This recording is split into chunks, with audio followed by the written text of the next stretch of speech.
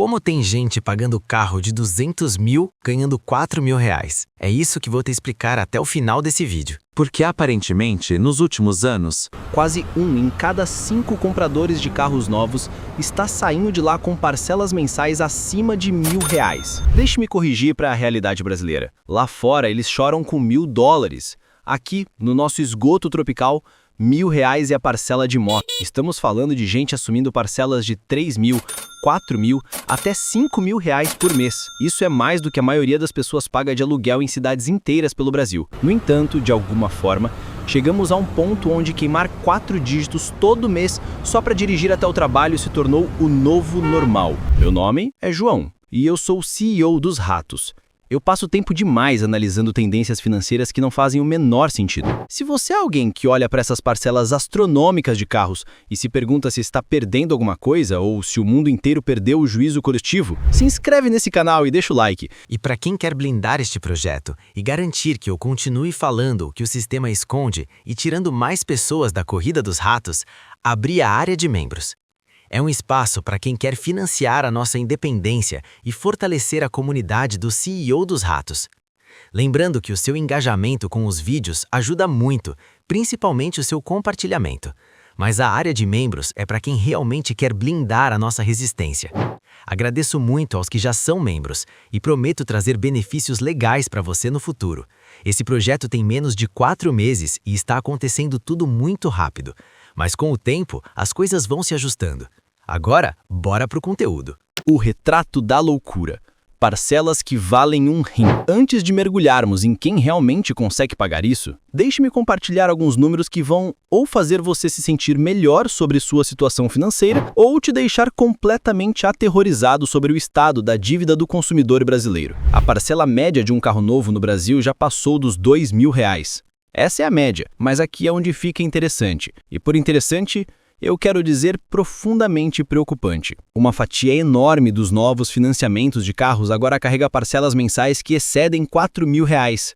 Isso significa que se você entrar em qualquer estacionamento de shopping e contar os primeiros 10 carros mais novos que vir, aqueles SUVs brancos de shopping, uns 2 ou 3 deles estão custando aos seus donos mais de 4 salários mínimos todo santo mês. Mas espere, porque melhora. Mais de 20% dos tomadores de empréstimo optaram por financiamentos de 84 meses ou mais. 84 meses. Isso são 7 anos. 7 anos para pagar algo que começa a depreciar no momento em que você tira da loja. Estamos falando de prazos de empréstimo que são mais longos do que a maioria das pessoas fica em seus empregos, mais longos do que o relacionamento amoroso médio e se aproximando do tempo que leva para uma criança terminar o ensino fundamental. A realidade nua e crua é que parcelas de carro acessíveis se tornaram tão comuns quanto unicórnios na Avenida Paulista. Apenas uma fração minúscula das parcelas de carros novos ficou abaixo de R$ 1.000. Pense nisso por um momento.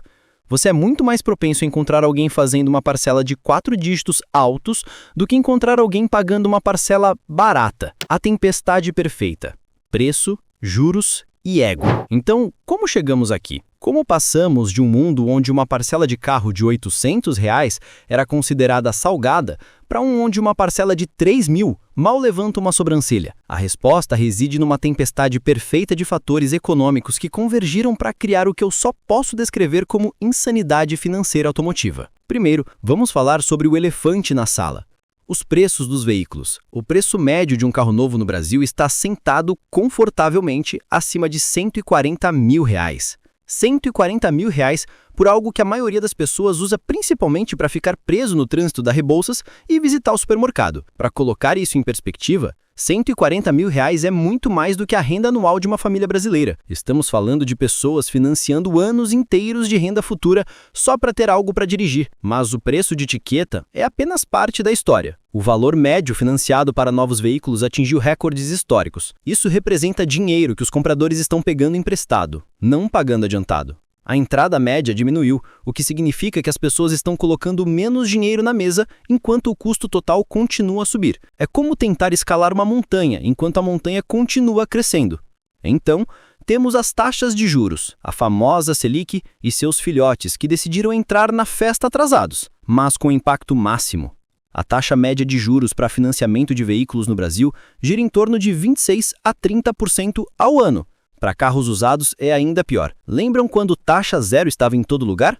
Esses dias acabaram. Ou são ilusão.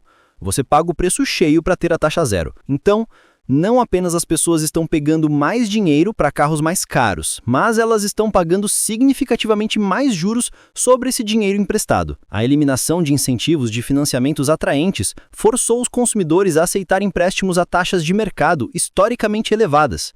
As montadoras costumavam subsidiar empréstimos de baixo juro como uma maneira de mover estoque. Agora, com as margens de lucro lá em cima, elas têm menos incentivo para oferecer esses negócios. Por que dar margem quando as pessoas estão aparentemente dispostas a pagar preço cheio mais juros? Equity negativa, ou como chamamos no esgoto, estar com a corda no pescoço. Uma porcentagem assustadora das trocas de veículos envolve carros que valem menos do que o dono ainda deve ao banco. O cara chega na concessionária devendo 60 mil reais no carro, mas o carro só vale 40 mil na trocação. Aqui é onde essa armadilha financeira funciona. Você compra um carro com uma entrada pequena e um prazo de empréstimo longo. 60, 72 meses. O carro deprecia mais rápido do que você paga o empréstimo, então você rapidamente se encontra debaixo d'água. Alguns anos depois, você quer ou precisa de um carro diferente, mas deve mais do que o seu carro atual vale. Essa dívida negativa não desaparece simplesmente.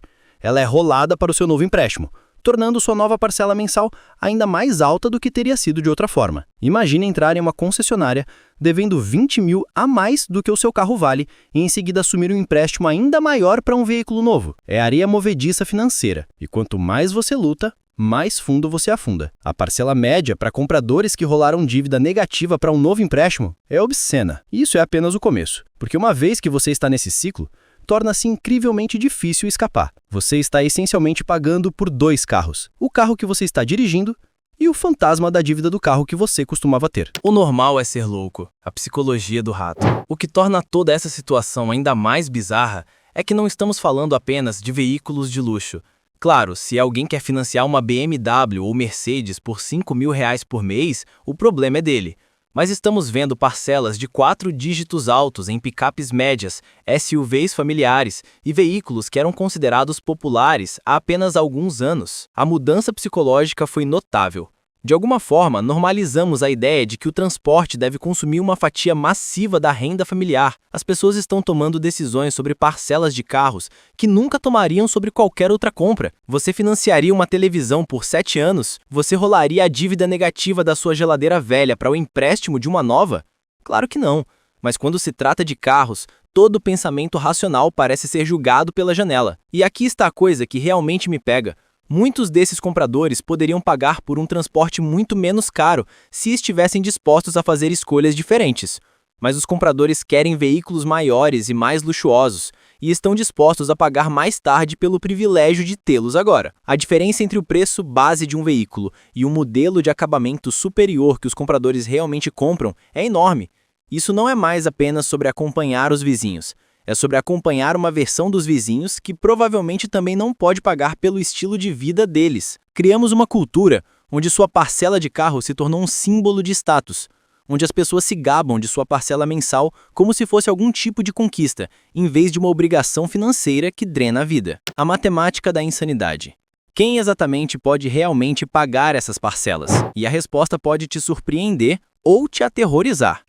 Provavelmente ambos. De acordo com especialistas financeiros, os poucos sensatos que restaram, as despesas com carro não devem representar mais do que 10 a 15% da sua renda mensal líquida. Então, vamos fazer uma conta rápida que ou vai fazer você se sentir melhor sobre o seu Honda Civic velho, ou pior sobre o estado das finanças brasileiras. Para uma família pagar confortavelmente uma parcela de 4 mil reais por mês usando essa regra de 15%, elas precisariam de aproximadamente 26 mil reais em renda líquida mensal. Isso se traduz numa renda bruta familiar de mais de 35 mil reais ou 40 mil reais por mês, dependendo dos impostos. Agora, aqui é onde as coisas ficam interessantes. A renda média do trabalhador brasileiro é cerca de R$ 3.100. Mesmo que peguemos a renda familiar média, ainda estamos anos-luz de distância. Isso significa que a grande maioria das pessoas assumindo essas parcelas de 3 mil, 4, 5 mil reais provavelmente não deveria estar fazendo isso, pelo menos de acordo com a sabedoria financeira tradicional.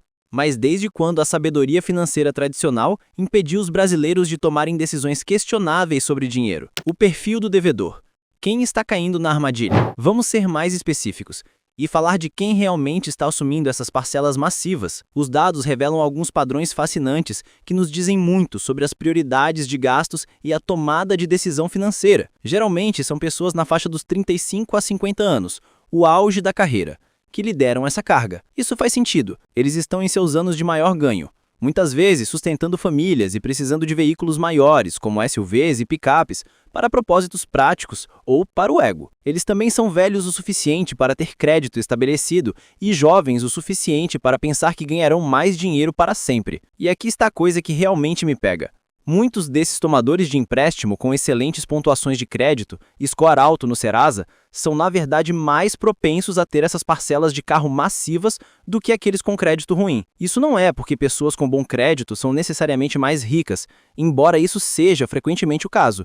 É porque os bancos estão mais dispostos a estender grandes empréstimos para consumidores dignos de crédito. Se você tem um score de 800, um banco ficará feliz em deixar você pegar dinheiro suficiente para comprar um pequeno apartamento, contanto que você esteja usando para comprar algo que perde valor todos os dias. Geograficamente, vemos isso explodir em regiões ligadas ao agronegócio, em grandes centros urbanos, onde a aparência é tudo. A realidade do dia a dia. O custo oculto. Vamos pintar um quadro do que isso parece na vida real. Considere um casal em uma área metropolitana, onde ambos trabalham em empregos corporativos, ganhando combinados R$20 mil por mês bruto. No papel, isso parece muito bem. Eles estão bem acima da média nacional. Eles provavelmente têm empregos legais, talvez até alguns que exijam que eles dirijam para reuniões com clientes ou mantenham uma imagem profissional. Depois de impostos, previdência e descontos, a renda líquida deles pode ser de uns 15 ou 16 mil reais. Uma parcela de R$4 mil representaria cerca de 26 a 28% da renda líquida deles. Já está bem acima do recomendado. Até aqui, dá para pagar, certo? Mas aqui é onde a matemática fica feia rápido. Você está assinando um compromisso mensal de R$4 mil, mas esse número é uma mentira. Essa é a sua taxa para estacionar o carro na sua garagem. Vamos olhar a fatura do mundo real que a concessionária convenientemente esqueceu de imprimir. Seguro de um veículo novo de R$200 mil, os prêmios dispararam.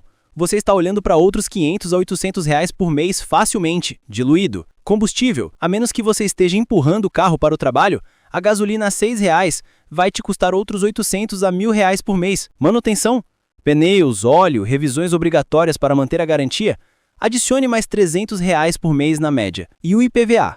4% do valor do carro todo ano, R$8 mil numa tacada, ou R$660 por mês. Então, vamos fazer a conta. Sua parcela de R$4 mil é, na verdade, uma conta de transporte mensal de R$6.500 a R$7 mil. Lembra daquele casal levando para casa R$15 mil por mês? De repente, aquele carro não está ocupando 26% da renda deles, está mastigando quase 50% do pagamento líquido. E isso é antes que eles paguem R$1 para aluguel, condomínio, escola dos filhos ou supermercado. Essa é a realidade oculta por trás dessas parcelas de carro. Mesmo famílias com rendas muito acima da média podem se ver financeiramente estranguladas quando priorizam despesas de transporte sobre outros objetivos financeiros. A psicologia da compra, o vendedor é um predador. O que é particularmente preocupante é o aspecto psicológico dessas decisões. Muitos consumidores estão fazendo escolhas emocionais sobre transporte que não se alinham com sua realidade financeira. Há algo sobre comprar carro que transforma pessoas racionais em tomadores de risco financeiro. Talvez seja a emoção de dirigir algo novo ou o status associado a certas marcas e modelos. Talvez seja a maneira como as concessionárias apresentam opções de financiamento que fazem tudo parecer acessível quando dividido em pedaços mensais. A verdade é que muito poucos brasileiros podem realmente pagar por um carro novo sem que isso os machuque financeiramente. Uma diretriz comum sugere a regra 24/10.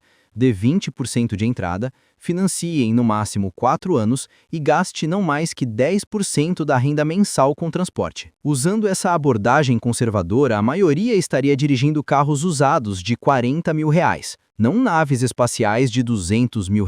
Mas aqui está a desconexão entre a sabedoria financeira e o comportamento do consumidor. As pessoas não querem seguir diretrizes conservadoras quando se trata de carros. Elas querem a tecnologia mais recente, as classificações de segurança mais altas, os interiores mais luxuosos e os motores mais potentes. Elas estão dispostas a esticar os seus orçamentos para obter esses recursos, muitas vezes justificando a despesa dizendo a si mesmas que estão investindo em segurança, confiabilidade ou valor de revenda. As concessionárias amam essa lógica, porque lhes permite vender veículos mais caros para pessoas que acham que estão sendo financeiramente responsáveis. Ah, você está preocupado com a segurança? Bem, este modelo tem 17 airbags a mais e um sistema que freia asquinho. Vai ser um extra de R$30 mil. Mas ei, você realmente pode colocar um preço na segurança da sua família? Claro que não. É por isso que você vai financiar isso por 84 meses a 28% de juros. O custo de oportunidade. O dinheiro que você queimou. O choque de realidade vem quando você começa a olhar para o que esses pagamentos realmente representam ao longo da vida do empréstimo. Uma parcela de R$4 mil por 7 anos equivale a R$336 mil. R$336 mil por algo que valerá talvez R$80 mil no final desse prazo de empréstimo. Você está essencialmente pagando R$250 mil pelo privilégio de dirigir um ativo depreciável por 7 anos. Isso é mais do que o salário anual inteiro de muita gente simplesmente evaporando no éter automotivo. E aqui está a parte que deve te manter acordado à noite. Esses R$336 mil poderiam ter sido investidos. Se você pegasse esses R$4 mil mensais e colocasse em um portfólio diversificado, FIIs, ações, renda fixa, rendendo 10% ao ano, você teria mais de R$450 mil depois de 7 anos. Em vez disso, você tem um carro de 7 anos que precisa de pneus novos e provavelmente um reparo na transmissão. A síndrome de Estocolmo automotiva. Mas vamos voltar à pergunta de quem pode realmente pagar essas parcelas. Os dados demográficos revelam alguns padrões fascinantes.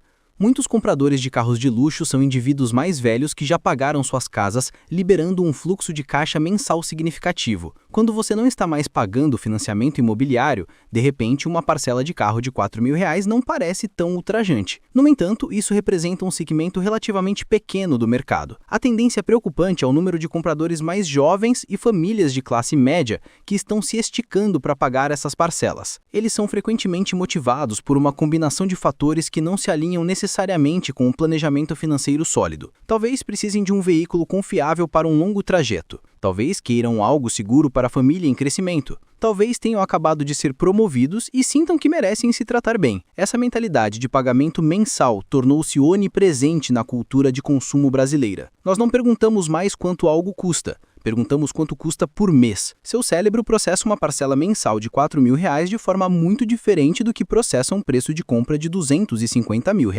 A indústria de financiamento tornou-se incrivelmente sofisticada em explorar essa peculiaridade psicológica. Eles vão te mostrar calculadoras de pagamentos que dividem o custo em pedaços mensais de aparência gerenciável. Eles vão oferecer garantias estendidas, seguros de proteção financeira e pacotes que podem facilmente adicionar outros R$200 ou R$300 à sua parcela. Mas eles vão apresentar isso como apenas um pequeno custo adicional mensal, antes que você perceba se o veículo de preço razoável se tornou um compromisso financeiro premium. Então, quem pode realmente pagar essas parcelas de $1.000 ou R$5 mil?